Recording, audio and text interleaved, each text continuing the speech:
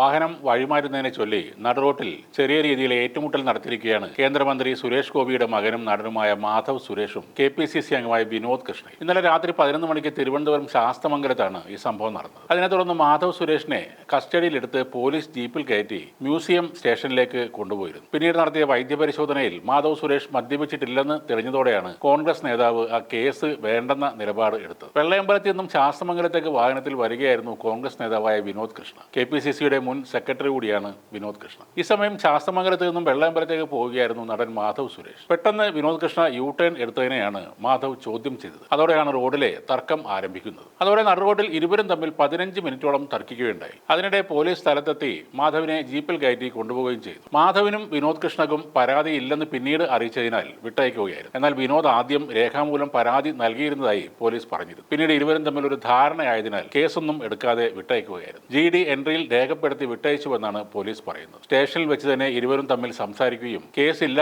എന്ന് പറഞ്ഞ് പരസ്പര ധാരണയിൽ എത്തുകയുമായിരുന്നു. പെട്ടെന്ന് U-ടേൺ എടുത്ത വിനോദ് കൃഷ്ണയുടെ വാഹനത്തിന് അടുത്തേക്ക് കാറിലെത്തിയ മാധവ് എന്തോ ആക്ഷൻ കാട്ടിയിരുന്നു. വിനോദ് കൃഷ്ണയും വാഹനം ഓടിക്കുന്നതിനിടെ പ്രതികരിച്ചിരുന്നു. ഇതോടെയാണ് വാഹനം കുറുകെ ഇട്ടുകൊണ്ട് വിനോദ് കൃഷ്ണയുടെ വഴി മാധവ് സുരേഷ് തടഞ്ഞത്. അച്ഛന് പേരുദോഷമുണ്ടാക്കാതെ എടുത്തുകൊണ്ട് പോടാ എന്ന് വിനോദ് കൃഷ്ണ പറഞ്ഞതോടെ പ്രശ്നം രൂക്ഷമായി. ശാസ്തമംഗലത്തിന് താഴെയാണ് മാധവിന്റെ വീട്. ഈ സംഭവം അറിഞ്ഞ് മാധവിന്റെ സുഹൃത്തുക്കളും അവിടേക്ക് എത്തി. അതോടെ വിനോദ് കൃഷ്ണ പോലീസിനെ വിളിച്ചു വരുത്തുകയായിരുന്നു. പോലീസ് എത്തിയപ്പോൾ മാധവ് മദ്യപിച്ച് അതിവേഗതയിൽ വണ്ടി ഓടിച്ചുവെന്ന് വിനോദ് കൃഷ്ണ കുറ്റപ്പെടുത്തി. ഉടൻ മാധവിനെ കസ്റ്റഡിയിലെടുത്ത് വിനോദ് കൃഷ്ണയും പോലീസ് സ്റ്റേഷനിലേക്ക് പോയി. ബ്രീത്ത് അനലൈസർ പരിശോധനയിൽ മാധവ് മദ്യപാനം നടത്തിയതായി കണ്ടെത്താനായില്ല. അതോടെയാണ് അഭിഭാഷകൻ കൂടിയായ വിനോദ് കൃഷ്ണ ഒരു ഒത്തുതീർപ്പിന് തയ്യാറായത്. വിനോദ് കൃഷ്ണയുടെ കാറിന് മുന്നിൽ വാഹനമിട്ട് മാധവ് സുരേഷ് ഗതാഗതം ബ്ലോക്ക് ചെയ്തപ്പോൾ അവിടെ ഒരു ചെറിയ അപകടവുമുണ്ടായി. വിനോദ് കൃഷ്ണയുടെ കാറിന് പിന്നിലിട്ട വാഹനത്തിൽ ഒരു ഇരുചക്ര വാഹനം വന്നിരിക്കുകയായിരുന്നു. അതും കേസാകാതെ പറഞ്ഞു തീർത്തു. വിനോദ് കൃഷ്ണയുടെ വാഹനത്തിന്റെ ബോണറ്റിൽ കൈകൊണ്ട് ഇടിച്ച ശേഷം അട്ടഹസിക്കുന്ന മാധവിനെ ആ വീഡിയോയിൽ കാണാം. എന്നാൽ വിനോദിന്റെ കാർ പെട്ടെന്ന് U-ടേൺ എടുത്ത് മാധവിന്റെ വാഹനത്തിന്റെ മുന്നിലേക്ക്